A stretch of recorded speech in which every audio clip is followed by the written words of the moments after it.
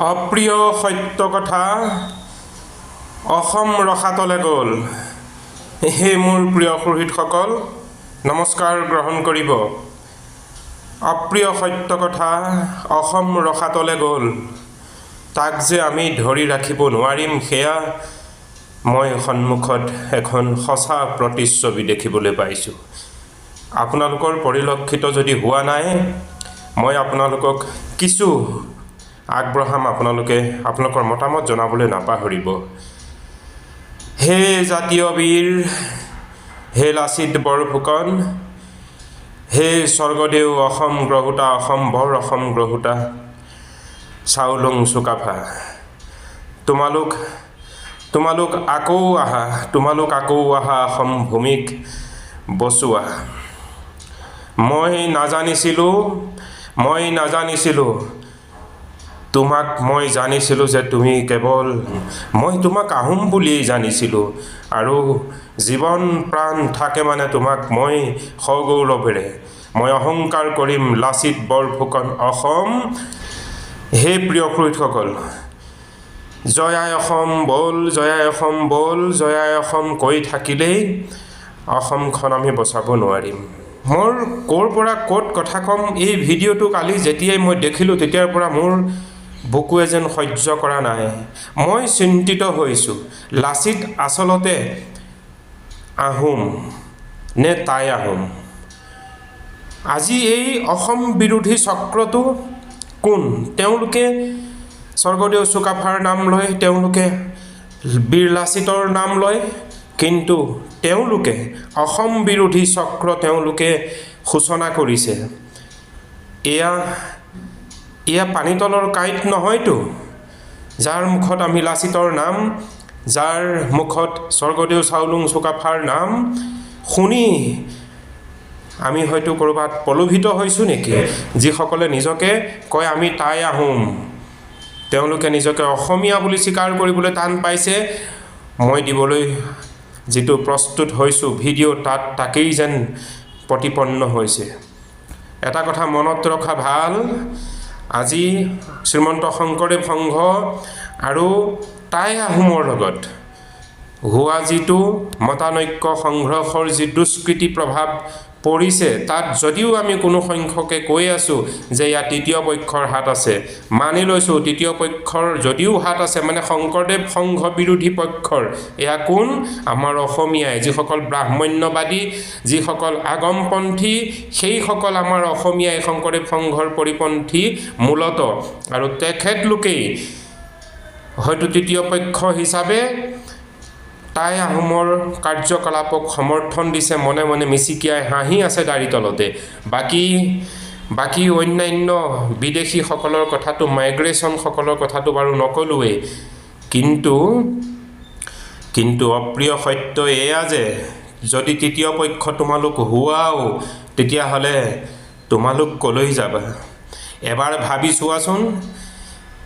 ভাবি চোৱাচোন, যদি অসমীয়া বৰ্তমান সাত ভনীটো নাই, কিন্তু বৰ্তমান আমি যি অসমীয়া আছোঁ, জনজাতি উপজাতি আমি সকলোবোৰ মিলি যি আমি অসমীয়া হৈ আছোঁ, আমি ভাগে ভাগে থাকিও আমি যে অসমীয়া হৈ আছোঁ, ইয়াৰ মাজত এই যে এটা চক্ৰান্ত সোমাই আছে, অসম বিৰোধী চক্ৰ, আহোমৰে কোনোবা ডাল ফেৰেঙনিৰ, এয়া যদি তেওঁলোকে যদি ইয়াত কৃতকাৰ্যতা লাভ কৰে, ছাকচেছ হয়, তেনেবা হ'লে তৃতীয় পক্ষ হিচাপে আমি যাক সমালোচনা কৰি আছোঁ হওক, এইসকলকো মই কৈছোঁ, তোমালোক ক'লৈ যাবা? আজি শংকৰদেৱ সংঘক, একশৰণ হৰিৰাম ধৰ্মক তোমালোকে বিদ্বেষ ভাৱেৰে আজি হয়তো তাইক সমৰ্থন কৰিছা, কিন্তু এক জাতিদ্ৰোহী ষড়যন্ত্ৰ যি চলি আছে সেয়া হয়তো তোমালোকে দেখা নাই। দেখিলে তোমালোকৰো বুকু কঁপি উঠিব, তোমালোকে ভাবিবলৈ বাধ্য হ'ব লাগিব যে কালিলৈ তোমালোকৰো থান নহ'ব পলাই যাবলৈ। সেয়া অপ্ৰিয় সত্য। আজি অসম নহয় ভাৰতবৰ্ষই যে কম্পিত সেই মৌলবাদী আগ্ৰাসন, আৰু এই মৌলবাদী আগ্ৰাসনে অসমক যে কি ভাৱেৰে দংশন কৰিছে, সেয়া বিবেকশীল প্ৰতিজন চেতনাশীল মানুহে হয়তো আমি বুজি পাইছোঁ হওক। আমাৰ ভাতৃত্বৰ ভাই ভাই মাজতেই জাতি সম্প্ৰদায় গোষ্ঠীৰ মাজতেই যদি আমি এনেধৰণে মনে মনে যদি হাঁহি থাকোঁ, তেতিয়াহ'লে মনত ৰাখিবাহঁত কালিলৈ তোমালোকৰো ঠাই নোহোৱা হ'ব। ৰাইজ, মই বৰ চিন্তিত হৈছোঁ। মই বাৰে বাৰে কৈছোঁ, মই নাথ সম্প্ৰদায়ৰ, মই উপাধি নাথ লেখোঁ, কিন্তু মই গৌৰৱ কৰোঁ মই এজন অসমীয়া বুলি ক'বলৈ। হয়, গত্যন্তৰ নাই। আমি যদি সকলো একত্ৰে অসমীয়া হৈ নাথাকোঁ, অসম যাই যায়, অসম যাই যায়। এয়া এক কেনে চক্ৰ, যি মুকলি সভা আহ্বান কৰি এই ভয়ংকৰ যিটো পৰিস্থিতি বৰ্তমান তাই পাৰে কৰিলে। শংকৰদেৱ সংঘৰ সংবিধান জ্বলাই, য'ত লিখা আছে জয় গুৰু শংকৰ, এনেকেইটা শব্দ জ্বলাই দি যি জঘন্য কাণ্ড কৰিলে, ইয়াৰ পৰিপ্ৰেক্ষিতত ইয়াৰ বিষবাস্পদ সৃষ্টি হোৱা এয়া আলোচনা চক্ৰ নহয়, এয়া বহু পুৰণি আলোচনা চক্ৰ, যাৰ মুখত অসমীয়া ভাষাই কিন্তু আছে। কিন্তু তেওঁলোকে জানেনে কি কৰিছে? কোনোবাই লোৱা নাই, আমাৰ ক'ব লগা নাই, কিন্তু তেখেতলোকে এনেধৰণে তাচ্ছিল্যমূলক ব্যৱহাৰ কৰিছে, উদগনি দিছে সেই মহিলাসকলক, যে সেন্দুৰ হেনো বোলে ই কোনো মূল্যতা নাই, প্ৰাসংগিকতা নাই। সেন্দুৰ ত্যাগ কৰিবলৈ পূৰ্ণ কণ্ঠে তেওঁলোকে আহ্বান কৰিছে। আমাৰ মহিলাসকলে, সমগ্ৰ অসমীয়া মহিলাসকলে ঘৰত যি চাদৰ মেখেলা পিন্ধে তাক পৰিত্যাগ কৰিবলৈ তেওঁলোকে পূৰ্ণ মুক্ত কণ্ঠে আহ্বান কৰিছে, যাৰ মুখত অসমীয়া ভাষা। তেওঁলোকে নিজকে কি পৰিচয় দিবলৈ খুজিছে? মই নাজানো তুমি তাই পাৰনে আহোমৰ কোনডাল ফেৰেঙনি হোৱা, মাত্ৰ এটা কথা মনত ৰাখিবা, আজি ৰাজতন্ত্ৰ নাই, আজি গণতন্ত্ৰ। আজি ঘৰতেই সোমাই আছে মোগল, দৰ্জা মুখলৈকে সোমাই আছে মোগল। এয়া যে ৰাজতন্ত্ৰ নহয়, এয়া গণতন্ত্ৰ। গণতন্ত্ৰই সিহঁতকো সমানে অধিকাৰ দি ৰাখিছে। বৰ্তমানৰ চৰকাৰে কেৱল ভেকু ভাওনা কৰি আছে, আগৰ চৰকাৰে গোটেই মুখাকে আনি ভৰালে। ইয়াতে স্থায়ী বাসিন্দা হ'ব খোজা মুছলমানেও যেন বিদেশী মোগলৰ বংশধৰকী বুকুত সামৰি ল'বলৈ সিহঁতেও একগ্ৰ হৈছে। কাৰ বিৰুদ্ধে? তুমি ক'লৈ যাবা তেতিয়া? তুমি ক'লৈ যাবা? তেতিয়াতো ভাল আছিল, বাহিৰৰ পৰা মোগল আহিছিল, আমি অসমীয়াই একত্ৰে যুদ্ধ দি সিহঁতক প্ৰতিহত কৰি ভৰাই পঠিয়াইছিলোঁ। কিন্তু আজি কেনেকৈ কৰিবা? আজি যে ৰাজতন্ত্ৰ নহয়, আজি যে গণতন্ত্ৰ। আজি যে সিহঁত কোনো এটা ফালৰ পৰা নাহিব, আজি সিহঁত আমাৰ শিৰাই শিৰাই ৰন্ধে ৰন্ধে সিহঁত প্ৰবাহিত হৈ আছে, যাক আমি মুখ তুলি প্ৰতিবাদো কৰিব নোৱাৰোঁ, কাৰণ গণতন্ত্ৰত সিহঁতেও অধিকাৰ লাভ কৰিছে। মনত ৰাখিবা, তাই পাৰনে তুমি কোন? নিজকে যি আহোম বুলি কৈ জহাই থকা বীৰ লাচিত পুৰুষৰ নাম তোমালোকে আৰু অপমান নকৰিবা। লাচিত বৰফুকন অসম বুলিহে জানো। স্বৰ্গদেউ চুকাফাই সৰ্বস্ব ত্যাগ কৰি অসম গ্ৰহিছিল, আৰু তোমালোকে অসম বিৰোধী কাৰ্যকলাপ প্ৰদৰ্শন কৰি তোমালোকে আহ্বান কৰি চাউলুং চুকাফাক অপমান নকৰিবা, নহ'লে আকৌ অসমখন ভাঙি চিঙি চুৰমাৰ হৈ যাব। ফলত কি পাবা জানা? না তুমি থাকিবা, না আমি থাকিম। তুমি হয়তো ক'বা, আহোমৰ ব্যতিৰেকে তুমি কিয় ইমান চিন্তিত কম্পিত হৈছা? মনত ৰাখিবা, আহোমে অকলেই বিদেশীক 17 বাৰ পৰাস্ত কৰি পঠিওৱা নাছিলে, সেয়া অসম সেনা আছিলে। আৰু এতিয়া এনেভাৱে প্ৰবাহিত হৈ আছে আমাৰ শিৰাই শিৰাই, আমাৰ চাৰিওফালে আমাৰ ভেটি আগুচি ধৰিলে। সিহঁতক খেদি পঠিয়াবলৈ আজি চাউলুং চুকাফাৰ নেতৃত্বৰ অসম গ্ৰহোতা আদৰ্শৰ লাচিত বৰফুকন নাই, আৰু হেংদাং তৰোৱাল হিলৈ বৰটোপ নলীয়া দা ফলীয়া লাঠি চলাবোৰো যেন আমাৰ হাতত অধিকাৰ নাই, কাৰণ এয়া ৰাজতন্ত্ৰ নহয়, এয়া গণতন্ত্ৰ। তেতিয়াহ'লে আমি কিমান সতৰ্কতাৰে অসমীয়াই একত্ৰে জীয়াই থাকিব লাগিব। তাৰ বিপৰীতে তোমালোকে কি কৰিছা? তোমালোকে ক'ব খুজিছা আহোম আৰু টাই আহোম বেলেগ বেলেগ, কিন্তু আমি জানো আহোম এটাই জনগোষ্ঠী যাক অসম বুলি কোৱা হয়। গতিকে হে টাইপাৰ নে তুমি কোন বদন ফুকনৰ বংশধৰ নাজানো, তুমি চুপ হৈ যোৱা, নহ'লে কিন্তু তুমি আকৌ পাটকাই হৈ পলাই যাবলৈ বাটো বিচাৰি নাপাবা, পাটকাইটো ঠাই নাপাবা। অসমৰ পৰিস্থিতি খুবেই যে ভয়াৱহ, তাক ক্ষুদ্ৰ স্বাৰ্থ ত্যাগ কৰি জয় আই অসম গঢ়িবলৈ আগবাঢ়ি অহা। নহ'লে মনত ৰাখিবা টাইপাৰ,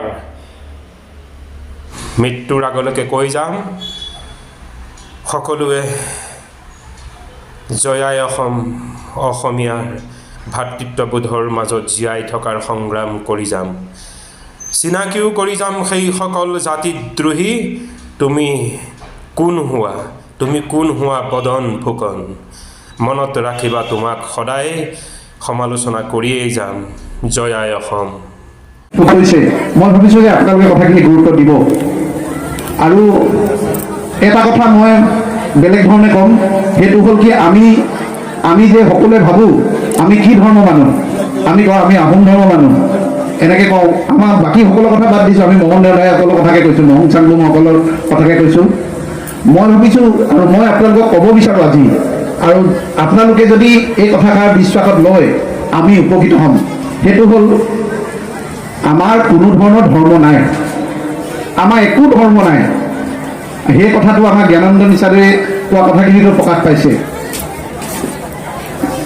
গতিকে আপোনালোকে মনত ৰাখিব, আমি যিমানবিলাক কাম কাজ কৰোঁ, আমি দানক দিওঁ বা অন্যান্য যিবিলাক কাম কাজ কৰোঁ, সেইবিলাক আমাৰ ধৰ্ম নহয়। সেইবিলাক আমাৰ একোটা পৰম্পৰা, সেই পৰম্পৰা ভিত্তিত সেয়া আমাৰ সংস্কৃতি। সেই পৰম্পৰা, সেই সংস্কৃতিক দেখুৱাই আমাক চিনাকি আমি দিব পাৰোঁ। গতিকে আপোনালোকে সদায় মনত ৰাখিব, আমাৰ সেয়া ধৰ্ম নহয়, আমাৰ সংস্কৃতিহে আছে।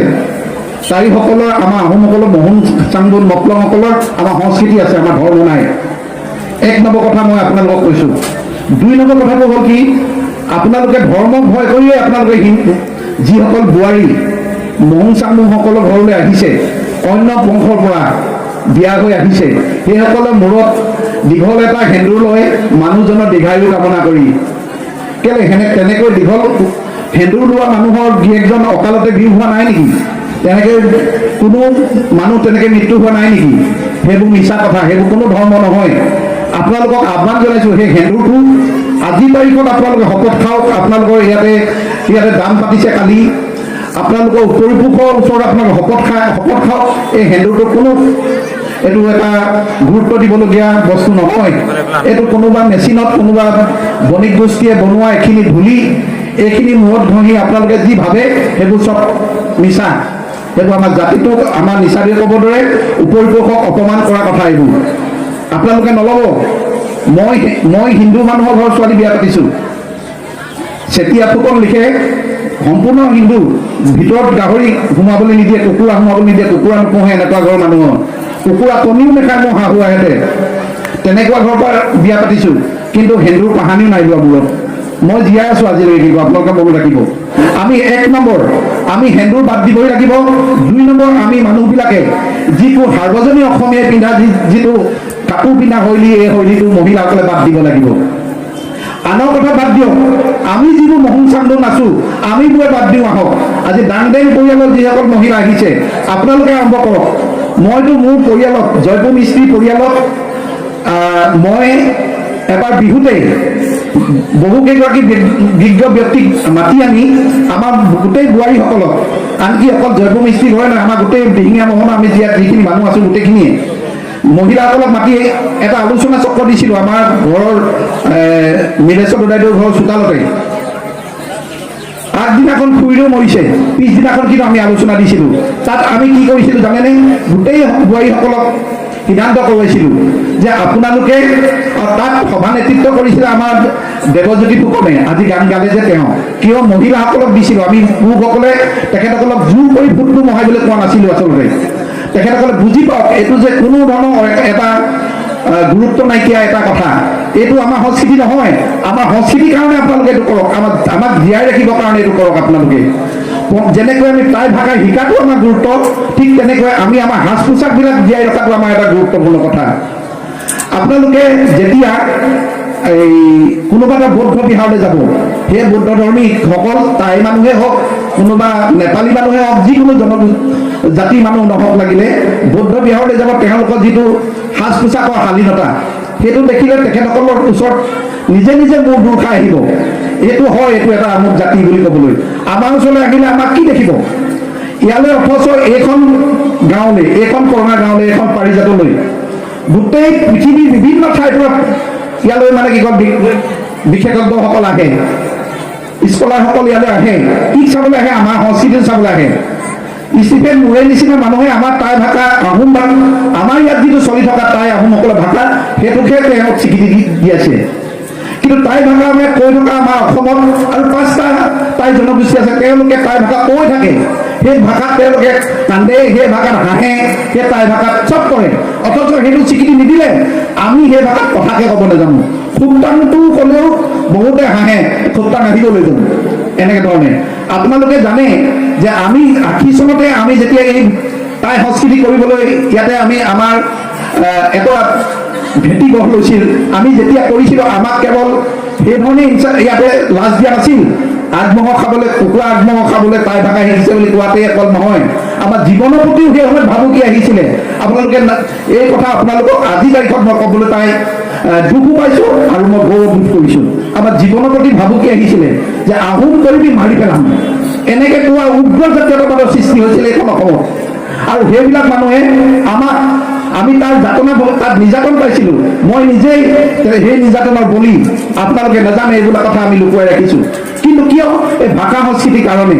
আজি মই এটা জাতীয়তাবাদী সংগঠনৰ, জাতীয়তাবাদী সাংস্কৃতিক অনুষ্ঠানৰ মই আজি এজন মুৰব্বী। বিহু সুৰক্ষা সমিতি অসম, বিহু সুৰক্ষা সমিতি অসম নামৰ এই অনুষ্ঠানটোৰ মই সম্পাদক প্ৰধান। মই জন্ম দিছোঁ আৰু তেতিয়াৰ পৰা আজি 11 বছৰ হ'ল, 12 বছৰ হ'ব অহা বাৰকৈ ডিচেম্বৰ মাহত মই তেতিয়া মোৰ দায়িত্ব শেষ হ'ব। আমি তাত কি কৰিছোঁ? আমি তাত জাতীয় সাজ সম্পৰ্কে কি কৰিছোঁ? সকলো জনগোষ্ঠীক নিজা নিজা স্বকীয় সাজ পোছাক পিন্ধি আমাৰ অধিৱেশনবিলাকলৈ আহিবলৈ, আমাৰ কাৰ্যসূচীসমূহলৈ আহিবলৈ আমি তাত আমাৰ সংবিধানত আমি লিপিবদ্ধ কৰিছোঁ। আহোম মানুহবিলাকে আহোমৰ সাজপাৰ পিন্ধি ক'লে কোনো মানুহেই নাযায়। মই নিজেই ইফালে মই আহোম মানুহ, তাই আহোম মানুহ। আহোম বুলি ক'লে তাত থকা চব মানুহে আহোম। আপোনালোকে আৰু এটা কথা জানি থ'ব, সেইটো হ'ল কি যে আহোম মানে এই যে এতিয়া আমি অসমীয়া বুলি যে কওঁ, সেইটোকে আগতে আহোম মধ্যযুগত সেই সময়ত সৰ্বদেশসকলৰ দিনত সেইটোকে আহোম বুলি কৈছিলে। আহোম বুলি বেলেগ নহয়, আহোমৰ মাজত চুতীয়া আছে, কছাৰী আছে, মিচিং, দেউৰী, যিমানবোৰ জনগোষ্ঠী এতিয়া আছে চব আছে আহোমটোৰ মাজত। আহোমটো এটা প্ৰশাসন, সেই সময়ত স্বৰ্গদেউসকলে শাসন কৰা এটা ব্যৱস্থা। কিন্তু আমি টাই আহোম বুলি ক'বলৈ ল'লোঁ কেলে? টাই যিসকল টাই থালৰ মানুহ, সেইসকল যিসকল আহোম হ'ল সেইসকল। আমি কিন্তু মহুম চাংডুং মকলংসকলে আমাৰ তাতকৈ বেছিকৈ আমাৰ পৰিচয় আছে। আমি এতিয়া আমাৰ উপৰোক্ত বক্তাসকলে কৈ যোৱা কথাকেইটা আমি ৰক্ষা কৰিম বুলি যদি, সেইমতে আজিৰ পৰা চলিম বুলি যদি আমি শপত লওঁ, নিশ্চয় আমাৰ এই ডাংডেং বংশাৱলী পতাৰ গুৰুত্ব থাকিব। আৰু ডাংডেং বংশাৱলী বা আমাৰ সকলো বংশই বংশাৱলী পাতে, এইটো এটা আমাৰ যেনেকৈ সংস্কৃতি, এইটো যেনেকৈ এটা আমাৰ পৰম্পৰা। এদিন এই সংস্কৃতি, এই পৰম্পৰাটো নাইকিয়া কৰিব। আমি যদি নতুন প্ৰজন্মক এইটো ক্ষেত্ৰত আমি উৎসাহিত কৰি থৈ নাযাওঁ, এয়াকো নাইকিয়া কৰিব। এইবোৰ নাইকিয়া হোৱা মানে আমি নাইকিয়া হোৱা। এই সম্পৰ্কত বহু কথাই ক'বলৈ থাকে, কিন্তু মই দীঘলীয়া কথা বতৰা কৈ আপোনালোকক আমনি কৰিব বিচৰা নাই। আমি আশা ৰাখিছোঁ যে আমি আনৰ সংস্কৃতিৰ পিছে পিছে দৌৰাতকৈ আমাৰ নিজা যিহেতু সংস্কৃতি আছে, সেই নিজা সংস্কৃতি আমি পালন কৰোঁ আহক। সংস্কৃতিটো আমাৰ অৰ্থনীতিৰ লগত সম্পৰ্ক আছে। আমাৰ অৰ্থনীতিক আমি জীয়াই ৰাখি, আমাৰ অৰ্থনীতিৰ জৰিয়তে আমাৰ সংস্কৃতিক আমি পালন কৰিব লাগিব। এইটো হ'ল আমাৰ গুৰুত্বপূৰ্ণ কথা। আৰু মহিলাসকলে ঘৰত চাদৰ, যিখন কঁকালত এনেকৈ এপাক মেৰিয়াই মূৰত উৰণি লৈ এনেকৈ পিন্ধা যিখন চাদৰ, সেইখনত তাঁত সুত যোৱাতকৈ আপোনালোকে আমাৰ জাতীয় সাজ পোছাকবিলাকত তাঁত সুত ববলৈ আৰম্ভ কৰক। সেইটোৱে আমাৰ অৰ্থনীতিৰ সংগ্ৰাম হ'ব। আত্মসহায়ক গোট যিসমূহ আমাৰ মানুহৰ মাজত আছে মহিলাসকলৰ, তেখেতসকলেও সেইটো কওক। জ্ঞানন্দ হিচাপে যেনেকৈ কৈছে, এইটো ইয়াত নামঘৰ পাতিছে, তেখেতৰ উপৰিপুৰুষক, 7 পুৰুষক, 14 পুৰুষক যেনেকৈ অপমান কৰিছে, আমাৰ কৰঙা গাঁও, 1 নং কৰঙা গাঁৱৰ যিটো দেওশাল, ইয়াত যিখন গেট দিলে, গেটখনত নামঘৰ বুলি লিখা আছে। বুকুখন বিষাই যায় আমাৰ। আমি মৰিবলৈ সাজু হৈছিলোঁ তাই সংস্কৃতি কৰাৰ কাৰণে, তাই আহোম কৰাৰ কাৰণে। আৰু আজি আমাৰ মোৰ নিজৰ জ্ঞাতিৰ যিটো দেওশালখনৰ যিখন তোৰণ বনালে তাত নামঘৰ বুলি বনাইছে। নামঘৰ শংকৰদেৱৰ অনুষ্ঠান, তাত তেখেতসকলে নাম লয়, দিহানাম গাই কিবা কিবি কৰে। সেইবোৰতো আমাৰ সংস্কৃতি নহয়, আমি সৰুৰ পৰা সেইটো নাজানোৱেই। এতিয়া মই সাপে কাটি থাকোঁ, দীঘলীয়া সময় আজি ২৬ বছৰতকৈ বেছি সাপে কাটি থাকোঁ। তাৰ মানুহেতো ইজনৰ সিজনৰ ভৰিটো টককে লাগিলে কৃষ্ণ এনেকৈ কয়। আপোনালোকে বিশ্বাস কৰক, মই কৃষ্ণ বুলি মোৰ মুখত এই কৃষ্ণ শব্দটো মোৰ মুখত প্ৰায় আজিৰ পৰা 20 বছৰ মানলৈকে নোলায়। মই বৰ কষ্ট কৰোঁ। আৰু কেতিয়াবা কেতিয়াবা মই এটা অনুষ্ঠানৰ মই মুৰব্বী হিচাপে শ্ৰীমন্ত শংকৰদেৱ সংঘৰ অনুষ্ঠানবিলাকলৈ মাতে, তাত গৈ বুলি মই কৃষ্ণ বুলি ক'বলৈ ইজনে কৃষ্ণ এনেকৈ কয়। মোৰ মুখত কৃষ্ণ শব্দটো মোৰ ওলাবলৈ টান পায়। তাৰমানে আমি এনেকুৱা এটা সংস্কৃতিৰ লগত ডাঙৰ হোৱা মানুহ, মোৰ মুখৰ পৰা ওলাবলৈ সেইটো টান লাগে। কিন্তু এতিয়া মই সাংঘাতিক ধৰণে অভ্যাস কৰি তেখেতসকলক সন্মান জনাই সেইটো ক'বলৈ অভ্যাস কৰিছোঁ, যদিও ওলাবলৈ দিগদাৰ হয়। যি কি নহওক, আমি আজি ইয়াত গোট খাই আমি সেইটো কৰিব লাগিব যে আমাৰ সংস্কৃতিটো আমি ৰক্ষা কৰিব লাগিব। আৰু সংস্কৃতি ৰক্ষা মানে কেৱল গান বাজনা নহয়। সংস্কৃতি ৰক্ষা মানে আমি ভুলে শুদ্ধই মঞ্চত আমাৰ তাই কিবা পৰম্পৰা প্ৰদৰ্শন কৰাটো নহয়। আৰু এইটো কথা মই যিসকলে তাই নৃত্য গীত কৰে সেইসকলক এটা কথা কৈছোঁ, আমাৰ যি পৰম্পৰা লাইলং খান নাচ ধৰি লওক, লাইলং খান নাচটো আমাৰ যিটো আমি হাবিদে বুলি কওঁ, পাজোৱাল দে বুলি কওঁ, এনেকুৱাবোৰ কওঁ। কিন্তু তাৰ পৰা তাৰ আধাৰত এইটো বনোৱা নাচ। আৰু সেই নাচটো প্ৰথম নাচা ল'ৰাবোৰৰ ভিতৰত আমি প্ৰথম নাচিছোঁ। আমি এইটো মঞ্চত আৰু প্ৰথম নাচিছোঁ আখৈয়া দেওধাই, আখৈয়া জেউতি চাওচাঙেনো। আৰু এই অনুষ্ঠানটো গঠন কৰা প্ৰথম মানুহজন কোন জানেনে? তেখেত টাই সংস্কৃতিৰ মানুহ নহয়, তেখেত আমাৰ খনামুখীয়া মহানগৰৰ এজন ব্যক্তি, তেখেত লীলা বৰুৱা। ইয়াত বহি আছে লীলা বৰুৱা। লীলা বৰুৱাই আহি আমাৰ দেউতাৰ লগত কথা পাতিছিলেহি যে হেৰি নহয়, নিচাদোষ এনেকুৱা কৰিব লাগে। এনেকৈ ধৰণে আমাৰ ইয়াতে ৮০ চনতে এইটো হৈছিলে। আমি তেতিয়া স্কুলীয়া ছাত্ৰ।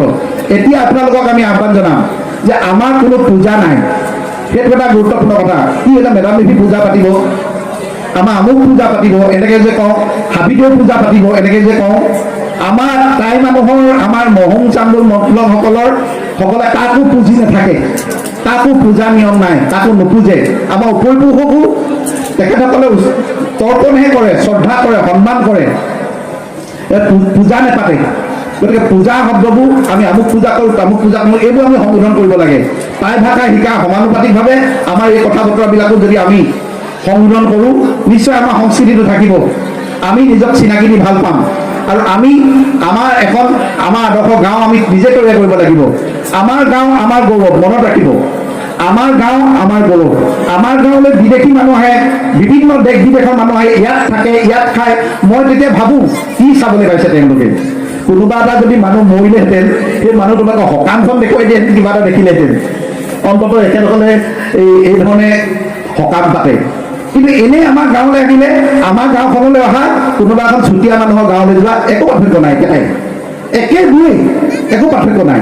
গতিকে আমি কিহক লৈ আমি আমাৰ সংস্কৃতি, আমাৰ জাতি, আমি চাংগুল মানুহ বা মহুং চাংগুল বুলি আমি গৌৰৱ কৰিম। কিন্তু আমাৰ চব আছে। লক্ষীনাথ বেজবৰুৱাই কোৱাৰ দৰে সকলো আছিল, সকলো আছে, নগুণ নলগম। ভূপেন হাজৰিকাই সেইকাৰণে কৈ থৈ গ'ল, আমি অসমীয়া নহওঁ দুখীয়া বুলি সান্তনা লভিলে নহ'ব। আজিৰ অসমীয়াই নিজক নিচিনিলে অসম ৰখাটোলৈ যাব। আমি আজি নিজে মহং চাংগুল মকলংসকলে যদি নিজক নিচিনো, তেনেহ'লে সকলো শেষ হ'ব। আমাৰ মেধাৱী মানুহ আছে, আমাৰ হেমাংগ ফুকনৰ দৰে বা বিভিন্ন আমাৰ মাজৰ পৰা ওলাই যোৱা বহু নতুন ছাত্ৰ ছাত্ৰীয়ে বহু সুনাম কৰি আহিছে। আমাৰ গৌৰৱত বুকু ফুলি উঠে। কিন্তু হ'লে কি হ'ব, আমাৰ মানুহবিলাকে সেইবোৰ নুবুজে। মই এতিয়া এইবোৰ কথা কৈ আছোঁ, মোৰ ঘৰৰ মোৰ ভাইটিহঁতৰ দদাইদেউ, মোৰ 4জন দদাইদেউ আৰু মোৰ গোটেইকেইজনৰ ভাইটিহঁতৰ গোটেই বোৱাৰীবোৰে মোৰ কথা নুশুনে। আমি আমাৰ ঘৰৰ চোতালতে মিটিং পাতিলোঁ যে এইবোৰ সেন্দু চেন্দু ল'ব নালাগে, আমাৰ এই যিটো টাই পৰম্পৰা ৰিহা পিন্ধি আমি সাজ পোছাক পিন্ধিব লাগে। নাই, নুশুনে। উৰণিখন লয়, উৰণি অৰ্থ কি আপোনালোকে জানেনে? সকলোৱে তলত থকা, মই এইখনে তলত আছোঁ যে আপোনালোকৰ তলত থকা, এইটো অৰ্থ বোলে। মই এই উৰণি সম্পৰ্কত মই বহু মহিলাৰ লগত কথা পাতিছোঁ, তেখেতসকলে কৈছে উৰণিটোৰ অৰ্থ কি। তাৰমানে আমাৰ মহিলাসকল কেলৈ লোকৰ তলত থাকিব লাগে? আমাৰ মহিলাসকল স্বাধীন। তাইৰ অৰ্থটোৰ নামেই হ'ল স্বাধীন। আপোনালোকে যি পৰিয়ালৰ পৰাই নাহক, চুতীয়া ঘৰৰ পৰা হওক, কছাৰী ঘৰৰ পৰা হওক, মিচিঙৰ পৰা হওক, চেতিয়াৰ পৰা হওক, বৰগোহাঁইৰ পৰা হওক, য'ৰ পৰাই নাহওক আপোনালোকে, মহুং চাংগুণৰ ঘৰত যেতিয়া বোৱাৰী হ'ল, আপোনালোকে এই ঘৰৰ নিয়ম নীতি মানি চলিব। ঘৰত আপোনালোকে আম দালি গাঁঠি নকৰিব। যদি আঁৰিব বিচাৰে আপোনালোকে বৰগছৰ পাত, আহঁত গছৰ পাত আঁৰক। বিজ্ঞানসন্মত তাত বিজ্ঞান কাৰণ আছে তাত। গতিকে আপোনালোকৰ প্ৰতি আমাৰ অনুৰোধ, আজি ইয়ালৈ অতিথি হিচাপে আহি আপোনালোকৰ সন্মুখত ইমানখিনি মানুহ পায়, এইখিনিকে অনুৰোধ জনালোঁ। আৰু আমাৰ যিসকল ডক্টৰ গিৰীশ ফুকন ছাৰ, আমাৰ জ্ঞানন্দ নিচাৰে অতি গুৰুত্বপূৰ্ণ আৰু অতি আমি গ্ৰহণ কৰিবলগীয়া যিখিনি কি বুলি ক'ব লাগিব, আমি যে কওঁ বেদবাণী বুলি যে কওঁ, এই ধৰণৰ কথা তেখেতসকলে কৈছে। এই কথাখিনি শুৱৰি আপোনালোকে এই নিয়ম পালন কৰিবলৈ আগবাঢ়ক। আৰু আমাৰ মহিলাসকলে আৰম্ভ কৰক সংগ্ৰামখন। আমাৰ সংগ্ৰামখন মহিলাসকলে আৰম্ভ কৰক। মহিলাসকলে প্ৰথম আৰম্ভ কৰক, সেন্দুৰটো মোহাৰি দিয়ক। কঁকালত মেৰিয়াই লোৱা কপৌখনে এক পাক গাত মেৰি পিনি মূৰটো উৰণি লোৱা, সেইবোৰ এৰি আমাৰ যি ৰিহা পিন্ধা যি পৰম্পৰা আছিলে, আমি বুঢ়ীতাহঁতকতো ৰিহা পিন্ধা দেখিছিলোঁৱেই। আমাৰ বুঢ়ীতাহঁতে পিন্ধিছিলে, কিন্তু আমাৰ আইতাহঁতে নিপিন্ধিলে। পিন্ধে বিয়াই সকামে কিবা কিবি অনুষ্ঠান প্ৰতিষ্ঠান হ'লে, কিন্তু এনেই নিপিন্ধে। আমি সেইটো আমাৰ জাতিটোক ৰক্ষা কৰিবৰ কাৰণে, সংস্কৃতিটোক ৰক্ষা কৰিবৰ কাৰণে, আমাৰ বংশক ৰক্ষা কৰিবৰ কাৰণে আমি এইবোৰ পিন্ধিব লাগিব। আৰু পিন্ধো আহক। আমাৰ বংশাৱলী হ'লে, আমাৰ প্ৰায় সাহিত্য সভা হ'লে বা বিভিন্ন ধৰণৰ এই কামবোৰতে অকল পিন্ধিম এনেকৈ নহয়, ঘৰতো পিন্ধি থাকোঁ আহক। ঘৰত আপোনালোকৰ তাঁতৰশালবিলাকত ৰিহা বওক, চবে চাদৰ নহয়, ৰিহা বওক। এইখিনি কথা বতৰা আপোনালোকলৈ আহ্বান জনালোঁ। আৰু আমাৰ ধৰ্ম কি, এইবোলে বগাই কাজিয়া লাগি থাকি সময় নষ্ট কৰাতকৈ আমি কি কৰিছোঁ সেইটোত গুৰুত্ব দিয়ক। আমি জিকিম, আমি তাই মহুং চাংগুণ মতলবসকল আকৌ আমি উজ্বলি উঠিম। আৰু আমাক স্বায়ত্ব শাসন গভৰ্ণমেণ্টে দিব। স্বায়ত্ব শাসন পালে আমি অৰ্থনৈতিকভাৱে, সামাজিকভাৱে বিভিন্ন ধৰণে আমি নিজক আগবঢ়াই দিব পাৰিম। আমাৰ ল'ৰা ছোৱালীয়ে পঢ়া শুনা বা নিজক প্ৰতিষ্ঠা কৰা বিভিন্ন ধৰণৰ বাট পাব। আৰু আমি আমাৰ যি অৰ্থনীতি, জাতীয় যি আমাৰ অৰ্থনীতি, যি অৰ্থনীতিত আমাৰ সংস্কৃতি গঢ় লয়, সেই অৰ্থনীতিৰ বুনিয়াদ আমি গঢ়ো আহক, তেতিয়াহ'লে আমি জিকিম, আমি সফল হ'ম। দীঘলীয়া কথা বতৰা কৈ থাকিলে দীঘলীয়া হ'ব। অসম ৰসাতলে গ'ল, মৃত্যুৰ আগলৈকে কৈ যাম সকলোৱে জয়াই অসম, অসমীয়াৰ ভাতৃত্ববোধৰ মাজত জীয়াই থকাৰ সংগ্ৰাম কৰি যাম। চিনাকিও কৰি যাম সেইসকল জাতিদ্ৰোহী। তুমি কোন হোৱা বদন ফুকন। মনত ৰাখিবা তোমাক সদায় সমালোচনা কৰিয়েই যাম। জয়াই অসম।